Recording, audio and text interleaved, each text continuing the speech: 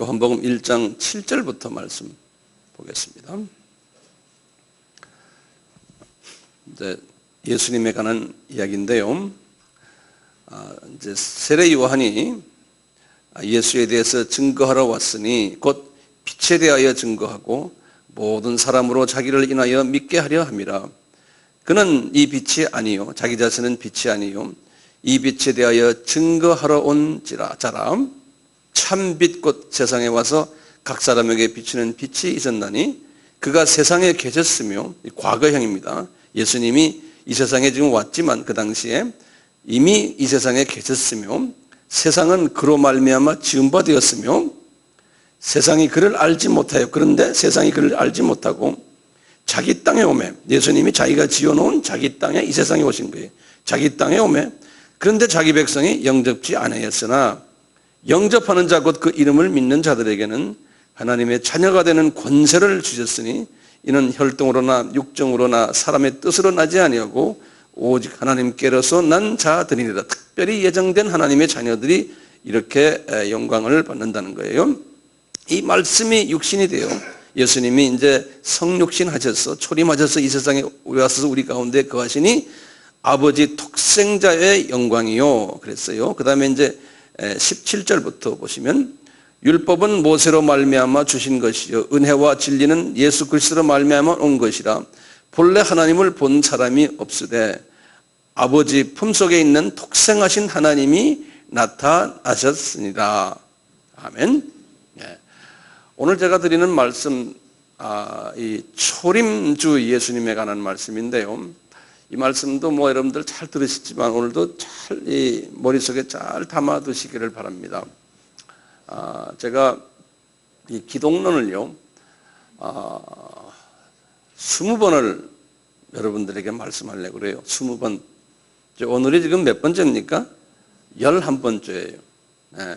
예수 그리스도에 대한 그 초점을 우리가 맞추는 좋은 훈련이 될 걸로 저는 믿고, 오늘은 예수 그리스도가 초림주로 오신 분이다라는 말이에요. 초림이란 말은 재림이란 말과 다른 말이죠.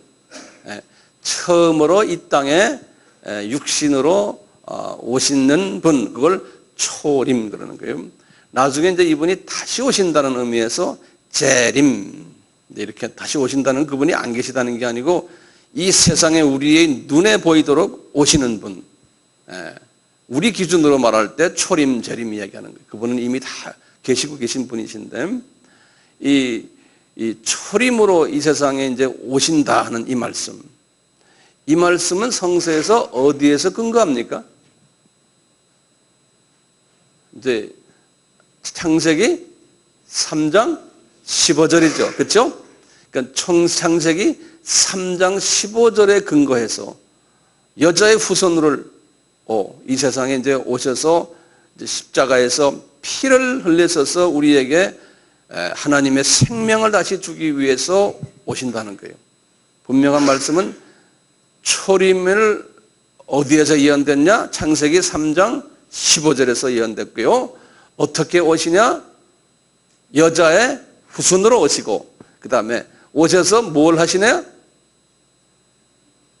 하나님이신 분이 피를 흘리셔서 우리에게 하나님의 피를 전수시켜주는 그 일을 하기 위해서 오신다는 거예요.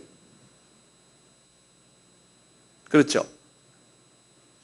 이 부분을 먼저 우리가 분명히 한 다음에요, 그러면서 그때부터 시작을 해서요, 4,000년이라는 긴 시간 동안에요, 이분이 이렇게 오실 것을요, 여러 사건들을 통해서 우리에게 제시를 해주고 암시해주고 보여주고 그래요. 여러 사건들을 통해서. 그러니까 구약 전체가 이 이야기예요. 구약 전체가요. 이제 우선 한 가지 이제 보시면요, 아담이 타락해서부터 아담부터 1000년 동안 노아까지예요. 그 안에 몇 사람이 있었어요? 10사람이 있었죠. 기억나시죠? 그게 창세기 몇 장이던가요? 창세기 5장. 아주 대답하는 분도 있고 가만히 있는 분도 계시지만 다 아실 걸로 믿습니다. 창세기 5장에 거기에 몇 사람이 있어요? 10사람 이름 있죠? 우리 아바에서 다 공부했죠? 자, 10사람 이름 속에, 성서에는 그 이름에 다 의미가 있었죠. 예? 그 이름 속에서 뭐가 있었어요? 아담이라는 이름은 무슨 뜻이에요? 사람이란 뜻이죠. 셋이라는 이름은 그 다음에 임명되었다 이런 뜻이라 그랬죠. 에노스란 거는 죽을 수밖에 없는 존재 이런 뜻이에요. 그 다음에 게나는 슬픔이란 이야기고 쭉 이렇게 쭉 나오거든요. 자세한 것은 이제 우리 아바에 다 나오니까요. 요 이름, 이름을 가지고 딱 보면요. 어떻게 돼 있어요? 그 이름 속에 예수님의 십자가 사건이 거기에 숨겨져 있다고 그랬죠. 그렇죠? 사람이 죽을 수밖에 없는 존재로 지정되었지만 그래서 슬픔을 안고 있는 존재다. 그런데 마할라렐이라는 5번째 사람 이름이 뭐냐면 복된 하나님이라는 뜻이에요. 거기 누굽니까? 예수님이 마할라렐 5번째 사람이거든요.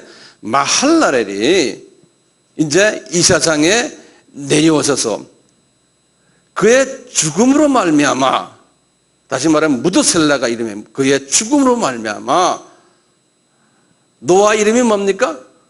위로자라는 뜻, 위로. 그렇죠? 예, 그의 죽음으로 말미암아 슬픔이 하는 거는 노아 바로 아버지 이름이 라멕이거든요. 그 슬픔이라는 소리.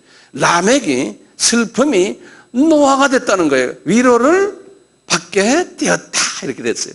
그러니까 그 속에 그 10명의 이름 속에서 예수 그리스도의 이름이 탁 들어있는 거예요. 예수 그리스도가 창세기 3장 15절에서 뭘 하실 것을 쫙 보여준 거예요. 그 천년 역사 속에서요. 그러니까 우리가 볼 땐 천년이 엄청나게 긴 기간이지만 그 속에서 지금 예수님의 그 인간을 향한 하나님의 사랑이 그 안에서 약동하는 것을 우리가 볼 수 있어요. 노아 위에도 이제 노아의 방주 사건도 다 예수님 이야기 아닙니까? 그 안에 역청을 치라고 한 예수님의 보혈. 그리고 나중에 500년이 더 지나가서 어떻게 됐습니까? 모리아산에서 아들 이삭을 바치라 그럴 때도 알고 보니까 그 아들 이삭이 누구였어요? 예수 그리스도였어요. 그래서 그리스도가 3일 만에 부활하는 사건. 그 모리아산에서 나중에 실제로 2000년 후에 예수님이 그 모리아산에서 십자가에서 또 이렇게 죽으시는 장면이 정확하게 다 나오는 거예요. 모세 때는 예수님이 그랬죠. 성막을 지어라. 다윗 때는 뭡니까? 성전을 지어라. 그랬잖아요. 이렇게 해서 이제 계속해서 예수 그리스도가 이 어떻게 하실 것을 구체적으로 성전 속에서 보여주시고요. 이런 가운데 특히 선지자들을 통해 가지고요. 주전 1500 모세 때부터 시작해서요. 주전 400에 말라기 선지자까지요. 그 1500에서 400이니까 약 한 1000년 동안에요.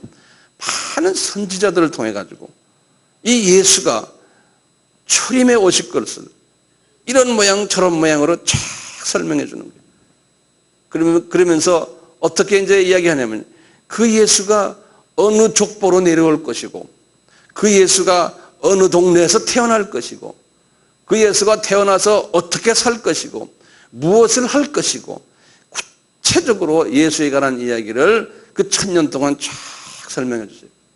구약 성경 이야기. 그래서 예수님도 그랬잖아요. 너희들 구약을 들여다봐라. 전부 나에 관한 이야기다. 예수님이 그러셨잖아요. 예. 그러니까 우리가 성서에서나 어디에서나요. 우리는 예수님만 쳐다봐야 되고요. 예수 이야기만 해야 되고 교회라는 것은요. 예?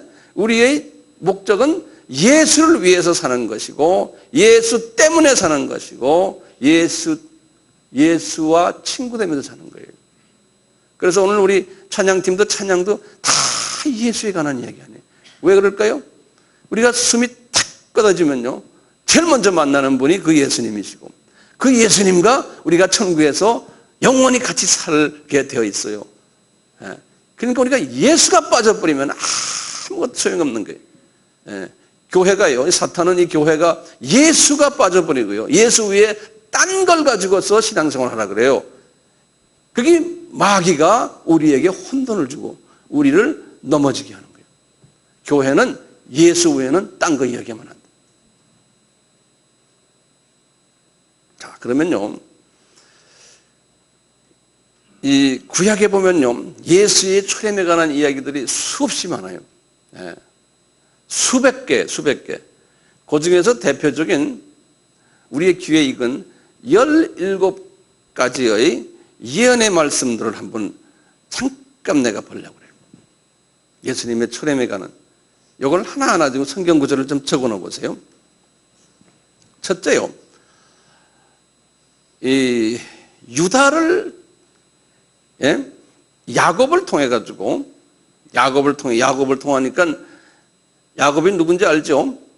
야곱을 통해 가지고요, 창세기 49장 10절에 뭐라고 그러냐면요, 메시아가 유다 지파를 통해 나온다 이렇게 말했어요. 유다 지파를. 그리고 또 미가 선지자를 통해서요, 주전 한 700년 전이거든요. 미가 선지자를 통해서 미가서 5장 2절에요, 예수가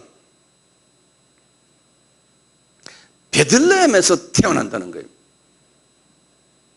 유다 지파로 나오고 베들레헴에서 태어나, 미가서 5장 2절에 그랬어요. 근데 그 말씀이 그대로요, 다 성취된 거예요.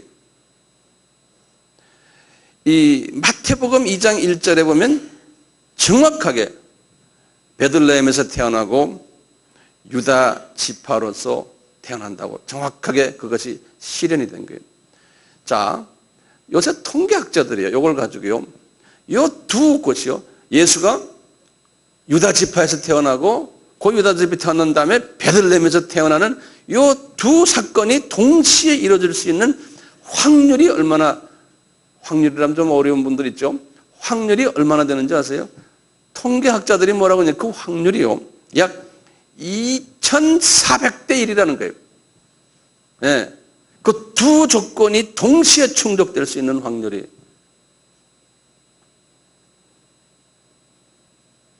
두 번째로요, 이사야 선지자에게 하신 말씀이 뭐라고 그러냐면, 이사야에서 40장 3절에 그랬어요. 메시아가 올 텐데, 이 메시아는 이분이 나타나기 전에 광야에서 한 사람이 외치는 사람이 있을 거라는 거예요. 예? 그분이 메시아가 나타났다고 외치는 사람이 있을 거라는 게 주전 700년에 이사야에게 말한 거예요. 근데 그 사건이 일어났어요, 안 일어났어요? 그 사건이 그대로요, 세례 요한을 통해 가지고 마태복음 3장 1절과 2절에 그대로 이루어졌어요. 그대로요. 자, 그러면요, 요 지금 처음엔 말하는, 아까 베들레헴에서 태어나고 유다 족속이고, 그렇죠? 그 다음에 지금 세례 요한이 나타나서 저분이 메시아다라고 말하는 이 세 개가 동시에 성취될 확률이 얼마나 되는지 아세요? 이 세 개가 동시에. 이 통계학자가 뭐라고 그러냐면 1대 48,000이라는 거예요. 48,000 이 확률이에요. 좀 있으면 더 복잡해져요. 셋째 번 예언은요, 이 메시아가 스가랴의 500년 전 분인데요, 예수님 오시기 500년 전 분인데 스가랴를 통해 가지고 뭐라고 그랬냐면 스가랴에서 9장 9절에요, 이 메시아가 예루살렘에 입성하는데 나귀 새끼를 타고 입성한다는 거예요. 스가랴한테 그랬어요. 정확하게 마태복음 21장 1절에서부터 11절, 누가복음 19장 35절 37절에 정확하게 그 사건이 일어났어요. 예.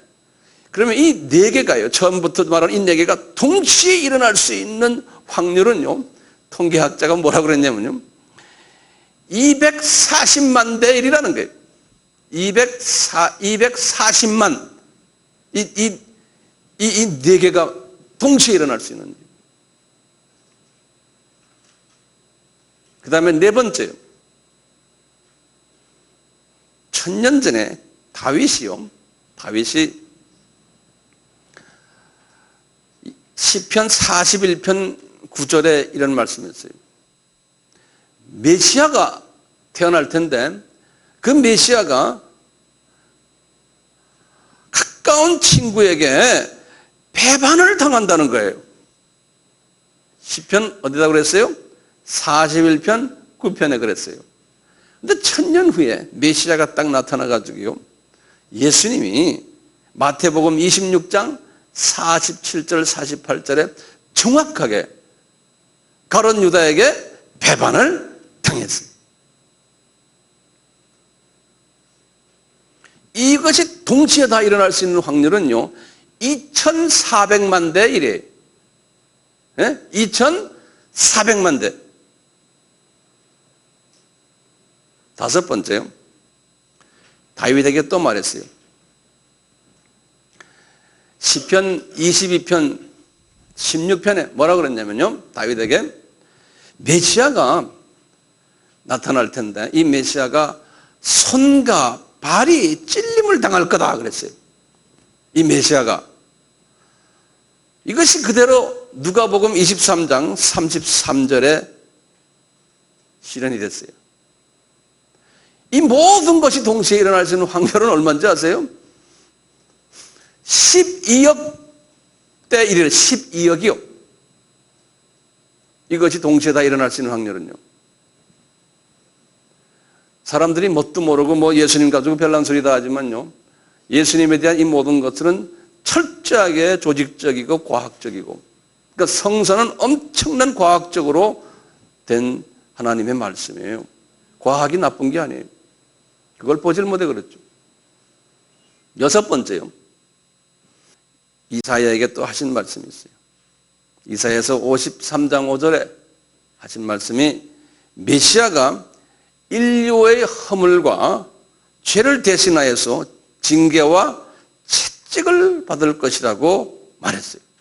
이사야서 53장 5절에. 그대로 마태복음 27장 26절에 성취됐어요. 이것이 동시에 다 일어날 수 있는 확률은 110억 분의 1이라는 거예요. 110억 대 1. 일곱 번째요, 스가랴에게 하신 말씀이에요. 스가랴에게 11장 12절에요.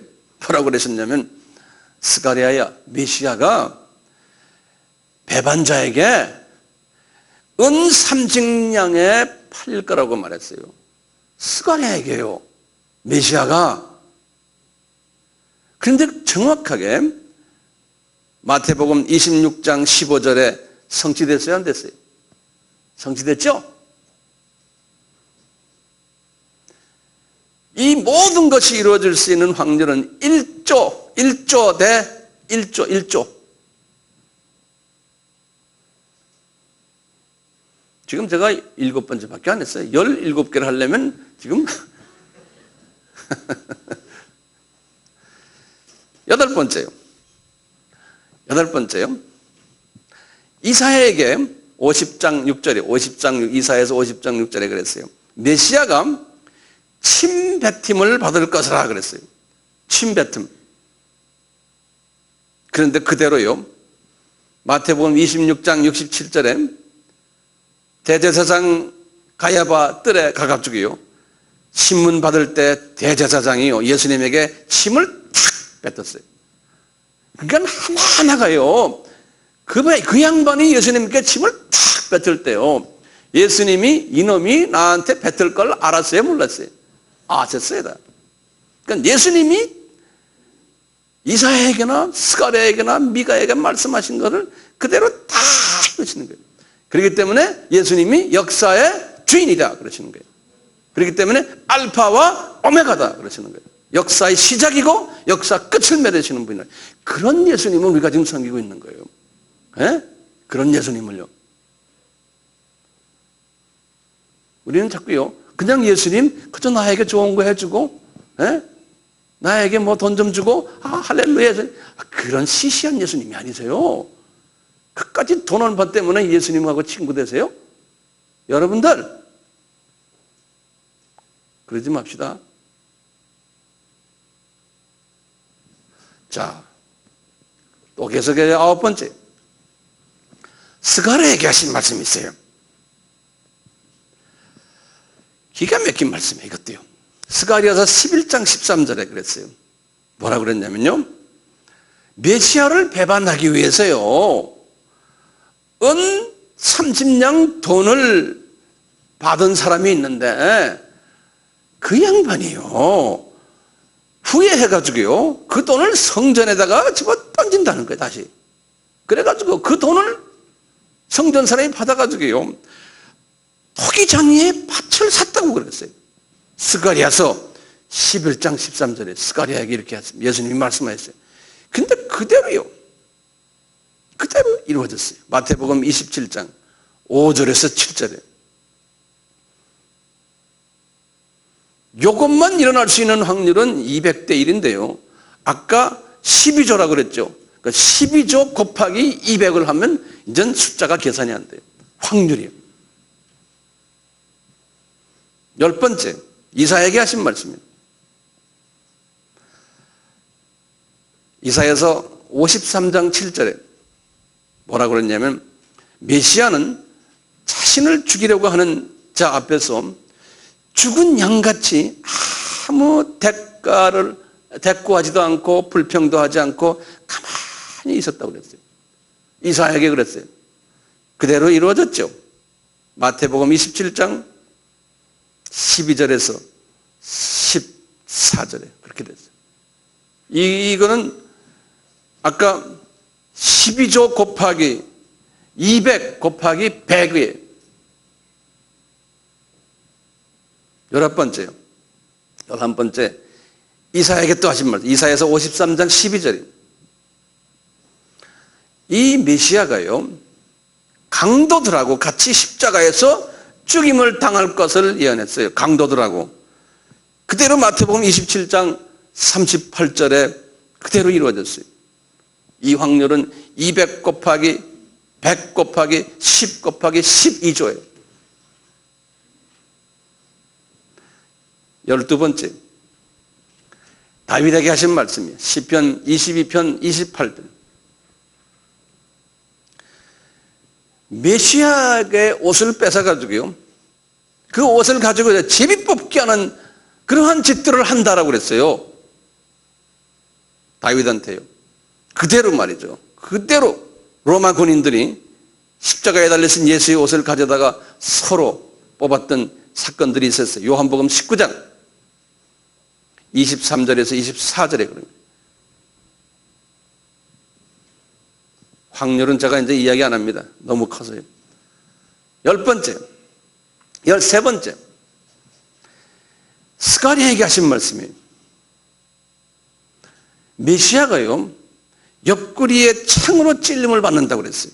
스가랴서 12장 10절에, 요한복음 19장 34절에 그대로 이루어졌어요. 14번째,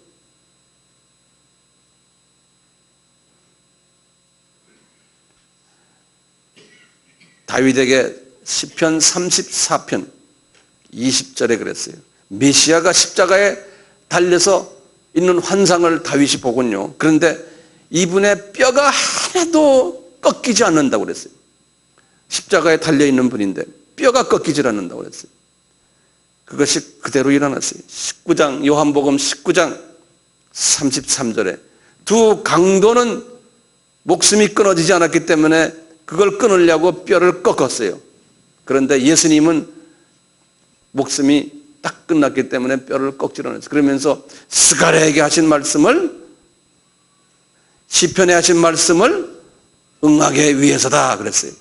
그러니까 정확하게 15번째, 메시아가 몸이 썩지 않고 부활할 것을요, 다윗에게 말씀해 주셨어요. 시편 16편 10절에 그대로 사도행전 2장 31절에서 베드로가 그것을 이야기하고 있어요. 16번째, 이사야서 53장 9절에 이 메시아가 죽으면 그 후에 부자의 무덤에 들어갈 것을 예언했어요. 이사야서 53장 9절에 정확하게 아리마다 요셉 부자의 무덤으로 예수님이 들어갔죠? 마태복음 27장 57절에서 60절이에요. 17번째 마지막, 예수님 오시기 700년 전에 아모스 선지자에게 하신 말씀입니다. 메시아가 죽을 때 기상변화가 일어날 것이라는 거예요. 아모스 8장 9절에서 하신 말씀이 그날에 내가 해로 대낮이 지게 하고 백지의 땅을 캄캄하게 할 것이라 그랬어요. 정확하게 예수님이 십자가에 달려서 아침 9시에 달려서 낮 12시까지 고통을 당하시다가 12시가 딱 되고 오후 3시에 숨을 거두셨는데 그 3시간 동안은 그냥 성서에 보세요. 그냥 암흑이 꽉 찼다고 그랬어요. 그렇죠? 이 말씀을 그대로 이루셨어요. 이 모든 지금 17가지의 말씀이 동시에 일어날 수 있는 확률은요, 4,800억 곱하기 10억 곱하기 1조예요. 네. 4,800억 곱하기 10억 곱하기 1조예요. 이렇게 정확하게 하나님께서는 예수님의 초림을 말씀하시고 그걸 그대로 이루셨어요. 우리가 예수님의 초림을 가볍게 생각하시면 안 돼요. 하나님이 그렇게 계획을 하시고 하셨어요. 또 예수님의 초림을요, 우리가 한번 다윗의 자손으로 오신다고 하신 말씀이 있어요. 이사야서 11장 1절에요. 이사야에게 말씀하신 거예요. 예수께서 다윗의 자손으로 오신다. 이 말씀도요, 그냥 기가 막히게 이루셨어요. 어떻게 이루셨냐면, 예수님의 육의 아버지인 요셉과요, 마리아의 족보를 보면 정확하게 알 수 있어요. 요셉의 족보는요, 마태복음 1장 1절에서 16절에 나와요. 마리아의 족보는요, 누가복음 3장 23절에서요, 38절에 나와요. 마리아의 족보는요. 이 두 족보를 딱 보면요, 요셉은 보면 요셉도 다윗의 자손이 거기 보면요. 그리고 마리아도 다윗의 자손이. 그런데 다윗에서부터 갈라져요. 요셉은 누구의 자손이냐면 다윗의 아들이 여러 명 있는데요. 다윗의 아들이 약 한 19명 정도 있거든요. 다윗의 그 마지막 부인인 밧세바라고 아시죠? 네. 밧세바의 네 번째 아들이 솔로몬이. 솔로몬으로 해서 나온 것이 요셉이. 마태복음 1장에 보면요.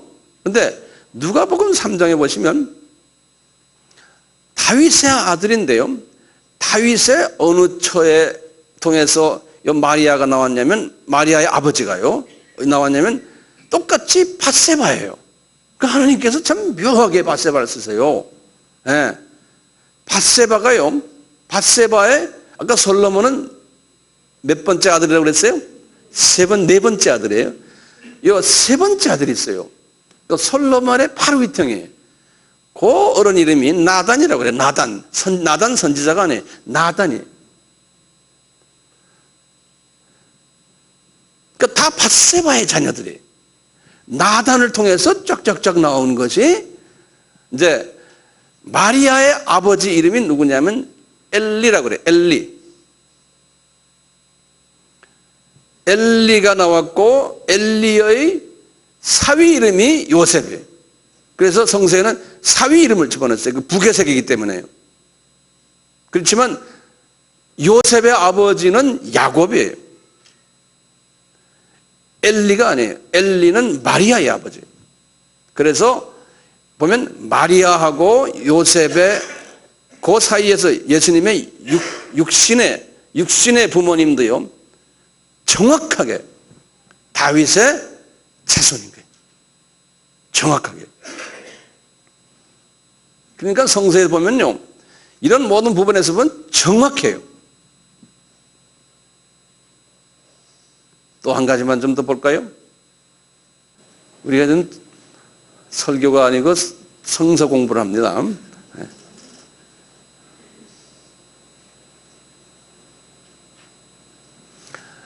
우리가 지금 이런 이야기하는 목적이 뭡니까? 예수에 대해서 인포메이션 드리는 게 아닙니다. 예수님을 더 의지하고 사랑하고 이분이 하나님이시구나, 이분이 대단하신 하나님이신가 하는 걸 더 깨닫게 하고 그분에게 무릎을 꿇으라고 제가 지금 이러는 겁니다. 예, 이분에게 무릎을 꿇으십시오. 예. 자, 예수님이 다윗의 후손이라는 걸 또 다른 측면에서도 가르쳐주는 게 있어요. 예수님이 다윗의 후손이라는 걸 이분이 출생 과정에서 보여주었대요. 출생하는 장소예요. 도시가 이분이 베들레헴에서 태어나야 돼요. 이분이요. 왜냐하면요, 이분이 베들레헴에서 태어날 것을 미가 선지자에게 예언했거든요. 예수님께서요. 근데 미가 선지자에게서 예언한 이유는 베들레헴은 다윗의 고향이에요. 그런데 마리아가 예수님을 지금 이렇게 만삭으로 가고 있을 때 어디 있었냐면 북쪽 갈릴리에 있었어요. 갈릴리 도시 이름이 뭐죠? 나사렛. 예? 만약에 나사렛에서 태어나면 안 돼요. 그러면 그 예언이 맞지가 않아요. 그 예언을 이루셔야 되잖아요. 이루셔야 되기 때문에 마리아가 좀 만삭이 돼서 지금 내일 모레 할 때 우리 예수님께서는요, 로마, 그 당시에 로마 정권 아닙니까? 전 세계가 로마의 지배에 있을 때, 그 당시에 그 동네가요, 로마 왕 시자 왕에게요, 시자 어거스터스 왕에게 명령을 내렸잖아요. 무슨 명령을 내렸어요? 인구조사 명령 내렸죠. 그렇죠? 근데 인구조사를 하려면 각자가 다 자기 조상 고향으로 가야 되는 게, 우리 추석 때 고향으로 내려가듯이요. 그래서 할 수 없이요, 고향으로 가는 거예요. 근데 예수님이 그 다윗과 마리아의 부모의 고향이 어디입니까? 베들레헴이죠. 왜요? 누구의 자손이기 때문에? 다윗의 자손이기 때문에. 그러니까 이분들이 예수님 때문에 지금 가는 게 아니라 자기네 때문에 내려갔어요. 그 속에는 예수님 때문인데 뒤에 깔려 있는 건요. 그래서 가자마자 그냥 아기가 나왔어요. 한 하루만 늦었더라도 안 될 뻔했어요. 그러니까 하나님은 정확하게, 그래서 호텔방이 없고 모텔방이 없어서 여관이 없어서 말구유에서 났잖아요. 예? 그러니까 하나님이 정확하게 한치 오차도 없이요, 예수님의 탄생 도시까지도 섬세히 준비하시고 예언하신 것을 이루시는 거예요. 그러니까 우리가 복음을 들여다보면요, 기가 막혀요. 복음을 들여다보면. 자, 그럼 제가 한번 여쭤볼게요. 예수님이 이렇게 초림하시는 목적이 뭡니까? 이게 또 어려운 질문이죠. 그러면 목적은요, 간단해요. 어떻게 보면요. 그럼 여러분들, 목사님에게 간단한데 우리한테는 복잡합니다. 복잡하지 않는데 간단하죠. 요한복음 3장 16절이 뭡니까? 하나님이 세상을 이처럼 사랑하사 독생자를 주셨으니 이는 저를 믿는 자마다 죽지 않고 영생을 갖기 위해서인 게, 그러니까 예수님을 통해서 하나님의 자녀들이 영생을 받기 위해서, 그 영생, 근데 그냥 영생하면 또 이것도 있까요. 영생 주시는구나 이렇게 생각하잖아요. 아니죠. 이것은 하나님의 사랑의 표현이죠. 인간을 위한. 그러니까 예수님의 초림하면요, 뭘 생각하셔야 되냐면 하나님의 엄청난 사랑, 인간을 향한 이 사랑의 표현이구나, 이 초림이. 네. 이 초림하시면 이제요, 지금 그림을 과거 4,000년 이야기를 지금 우리가 잠깐 본 거예요. 하나님의 이 사랑을 여기 거시적으로 표현했어요. 4,000년 동안이요.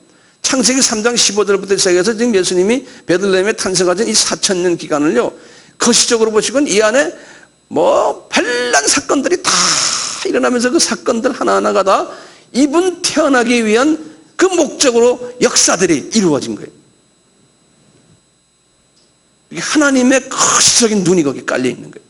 네. 이분이 이렇게 오셔가지고요, 인간이 되셔가지고 우리에게 미시적인 눈으로 또 말씀하세요. 얘들아, 내가 하늘에서 내려온 산떡이다. 지금 여기 우리 성만찬 있죠? 예? 이 엄청난 크신 분이 말이죠, 우주를 한 손에 가지고 계신 분이 우리에게 자기가 누구란 거를 가르쳐주고 계세요. 우리는 떡이다 그러면 해 좋아하는 게, 우리는요, 내가 우주를 만든, 우주를 지배하는 하나님이다 그러면 우리하고 관계없이 보여요. 그런데 내가 떡이다 그러면 그거 좀 주세요. 우리가 그런 거예요. 우리 피조물들이요. 그러나 이분이 우리 피조물들에게 자기가 누구라는 것을 이런 미시적인 눈으로 가르쳐주는 거예요. 하늘에서 내려온 산떡이다, 참 양식이다, 요 피는 내 피다, 마셔라, 먹어라. 우리는 자꾸 이렇게만 생각하는 거예요. 그분이 우리를 위해서요, 이분이 누구라는 걸 그냥 이렇게 가르쳐주면서요, 미시적으로 가르쳐줘요. 그러다 보니까 우리는요, 예수님을 미시적으로만 알게 돼요. 예. 이분이 조금만 그 전에 구약에서 그랬잖아요. 너희들 성막 지어라, 성전 지어라, 거기서 피를 흘려라. 나중에 그런 게, 그게 다 뭔지 아느냐? 내가 누구라는 것을 보여주는 그림자다, 모형이다, 비유다. 예. 이렇게 알려주면서요, 너희들 진정 내가 누군지 아느냐? 너희들 나를 말이야, 이렇게 미시적으로만 보지 말고 거시적인 큰 틀 안에서 나를 좀 보라는 거예요. 큰 틀의 그 시작이 뭡니까? 창세기 3장 15절이 큰 틀에서 나를 보라는 거예요. 예. 이분이 이렇게 해서 제자들에게 이걸 3년 동안 보여주시고는, 이분이 이 엄청난 큰 틀을 이루시는 과정 속에 십자가에서 탁 못을 받으시고는 이분이 숨을 거두시면서 하시는 말씀이 요한복음 19장 30절에 그랬어요. 다 이루었다 그러는 거예요. 예, 영어로는 it is finished 그러는 거예요. 그러니까 끝났다 하는 것은 시작이 있는 거 아닙니까? 그렇죠? 창세기 3장 15절부터 4,000년 동안이요, 이 일을 그냥 여러 모습으로 우리 피조물들에게 하나님의 그 크신 사랑을, 십자가에서 피를 흘리시는 그 엄청난 사랑을 우리에게 보여주시는 거예요. 그러면서 이분이 다 이뤘다 그러는 거예요.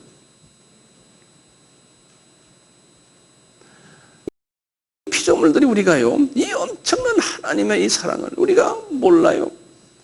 우리는 지금 크리스찬들이지만 그냥 교회 나와주고 그냥 예수님 찬양 좀 드리고 헌금 내고 그냥 신앙생활 하고, 왜 그래요? 우리는요, 이 크신 하나님의 이 시각을 내가 가지질 못하기 때문에, 예? 그저 미시적으로요, 내 주변에서 일어나는 일 가지고, 이거 가지고 예수가 날 좀 예수님이 좀 도와주면 나는 하나님 감사하겠다, 이런 생각, 내 생각만 하고 있는 거예요, 우리는요.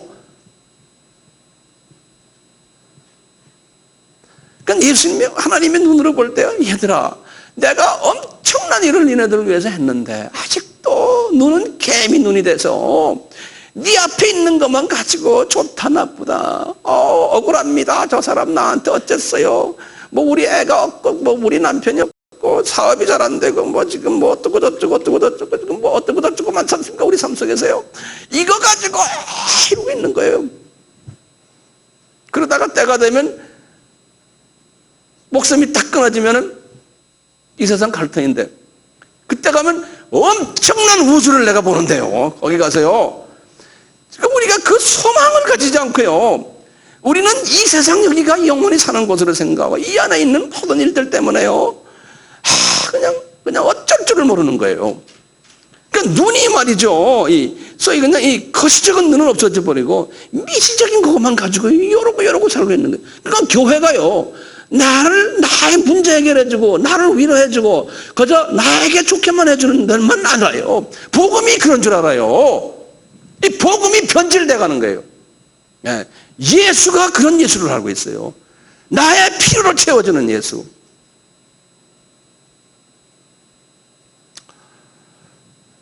그렇다고 우리가 미시적인 부분을요 무시할 수는 없어요.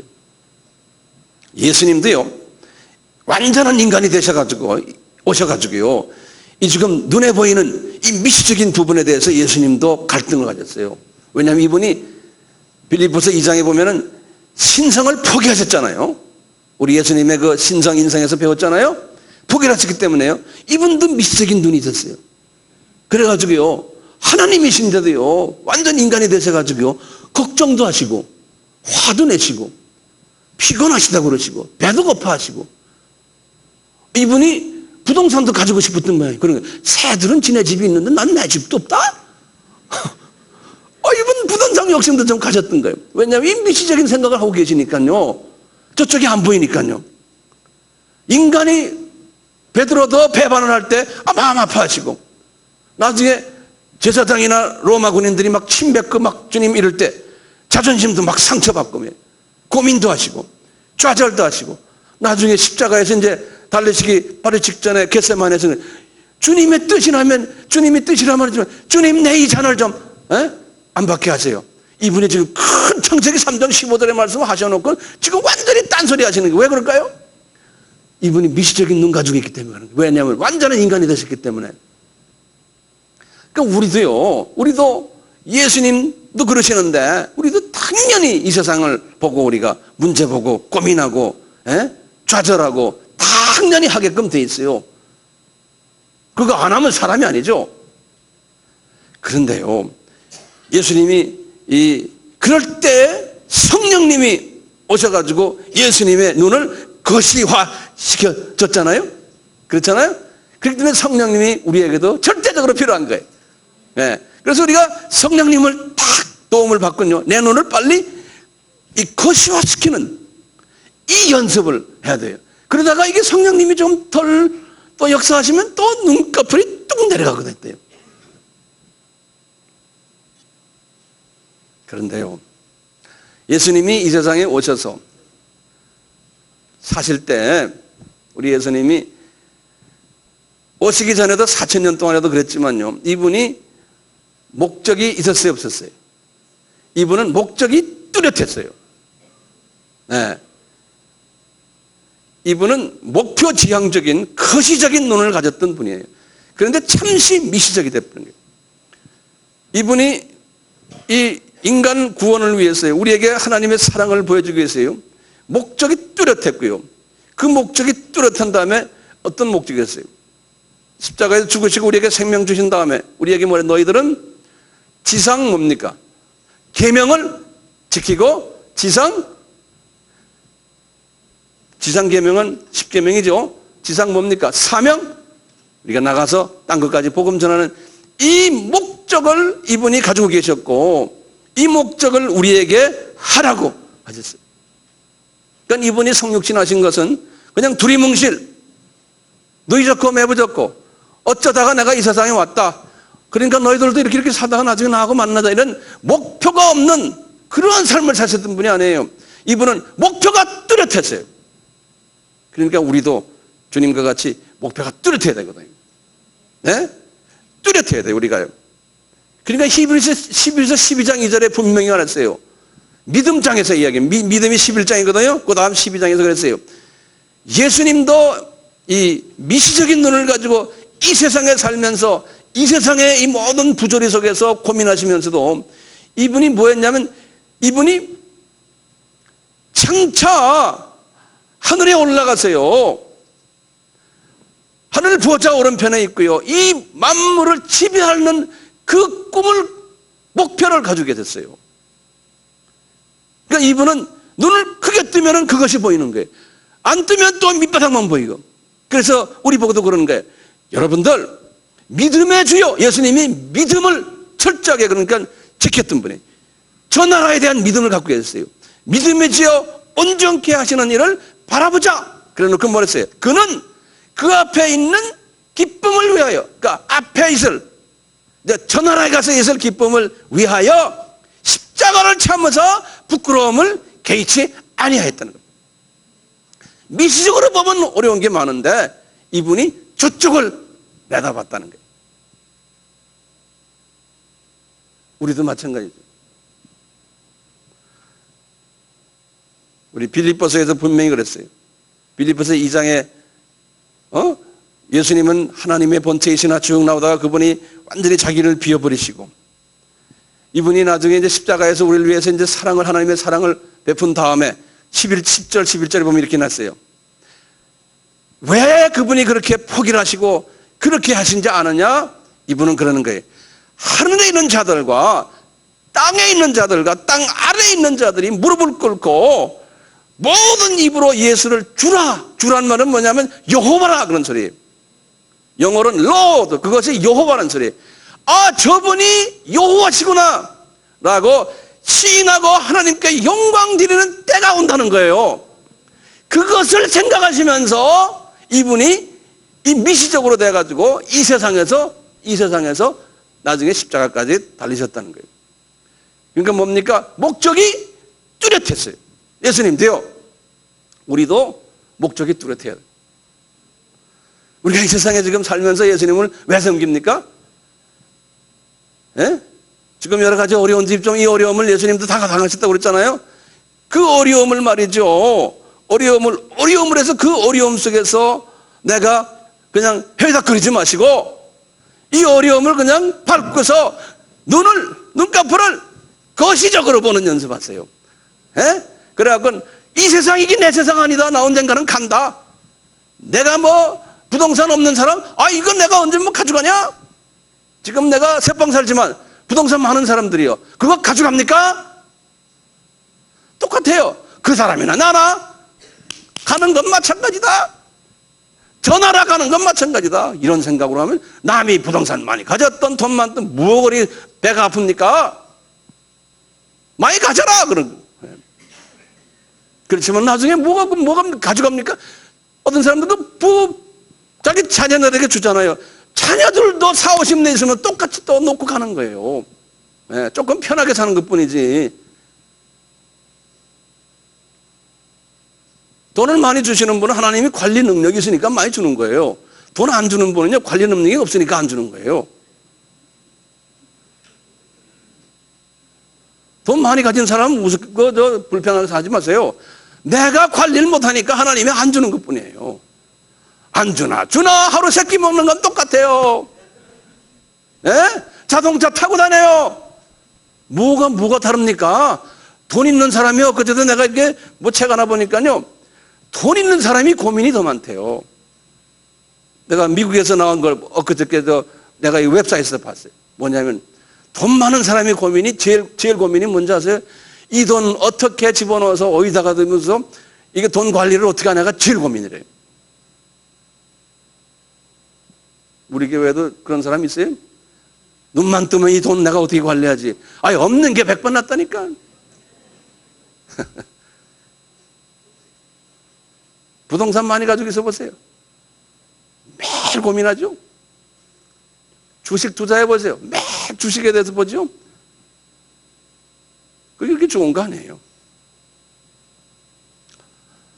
여러분들, 우리가 두 가지의 눈을 가지고 사는 사람들 아닙니까?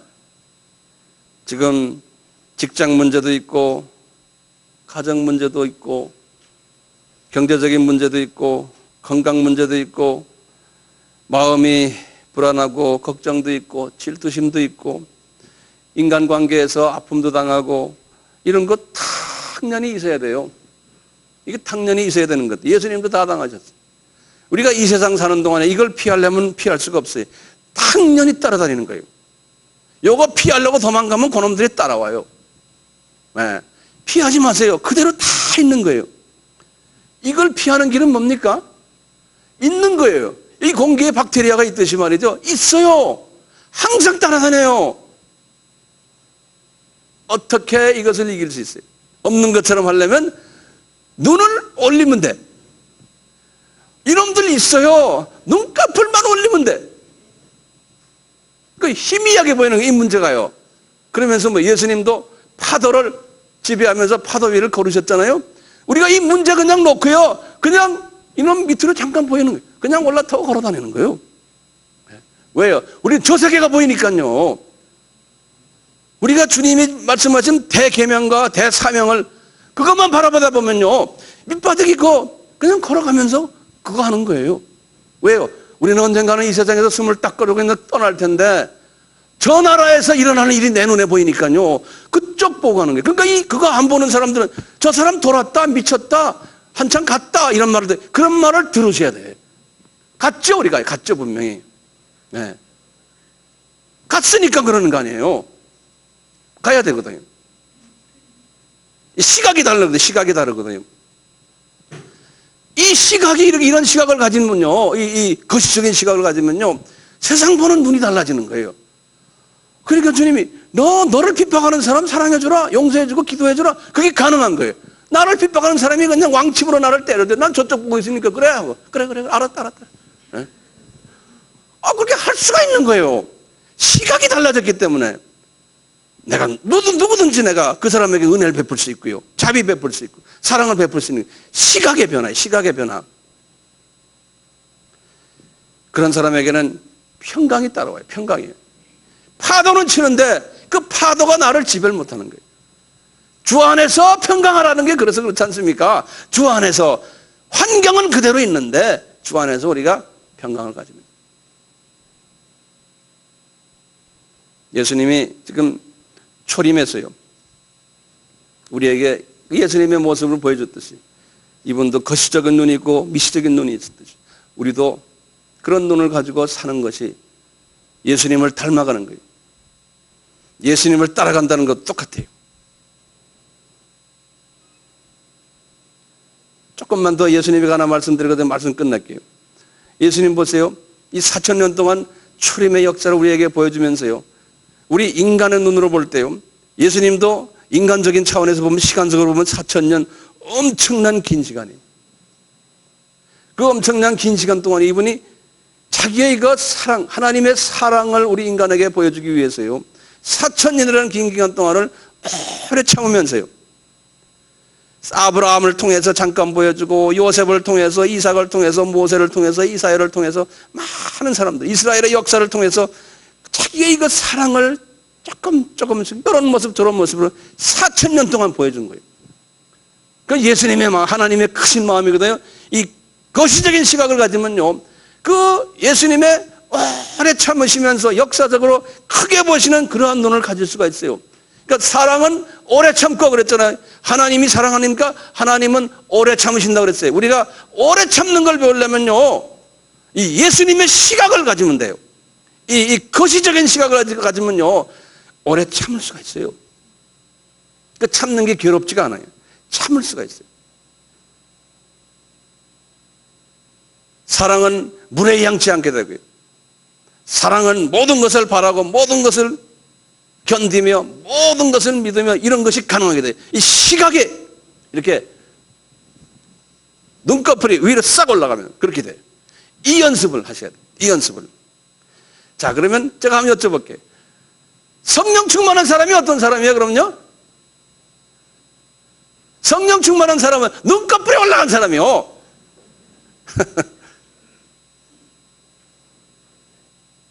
예수 닮은 사람이 어떤 사람이요? 눈꺼풀이 올라간 사람이요. 복 있는 사람이 어떤 사람이요? 눈꺼풀이 올라간 사람이요. 이 눈꺼풀이 올라가지 않고요, 성령 충만, 이게 잘못돼요. 성령 충만해서요, 모이는 것에 자기 유익을 위해서 성령 충만해야 돼요. 자기 어떤 이익을 위해서, 나의 만족을 위해서요. 종교가 그렇게 변질이 돼버려요. 우리 기독교 종교는요, 눈꺼풀 올리는 게 기독교 종교예요. 이 세상에다 놓고 세상 사람들에게 인정받고 세상 사람들에게 존경받고, 이거 하면은 돈도 많이 벌고 예수 잘 믿어봐라, 뭐 나 잘 된다 이거 눈꺼풀이 내려온 사람들이 말하는 거예요. 성서에 어디 예수 잘 믿어서 잘 된 사람 어디 있습니까? 눈꺼풀 올리는 연습한 게 성서에 나오는 이야기들이에요. 안 그래요?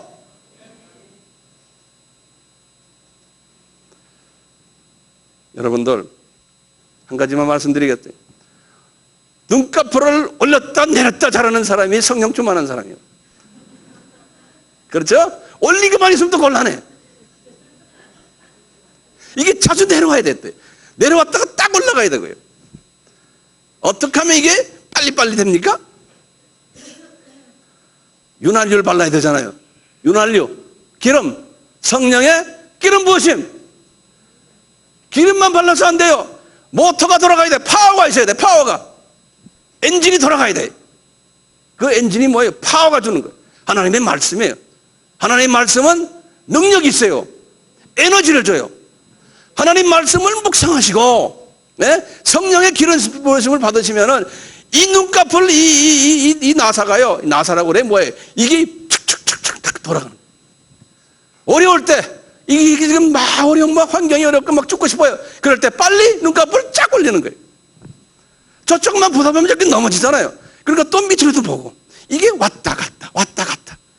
이걸 잘하는 사람 보고 성령 충만한 사람, 예수님 사랑하는 사람, 복 있는 사람, 예수님 닮은 사람 그런다는 거예요. 우리 예수님의 초림을 생각하면서요. 그 초림 역사 속에서 하나님이 그렇게 하시면 우리가 오늘 봤어요. 우리도 그렇게 하기를 예수님의 이름으로 축원합니다. 아멘.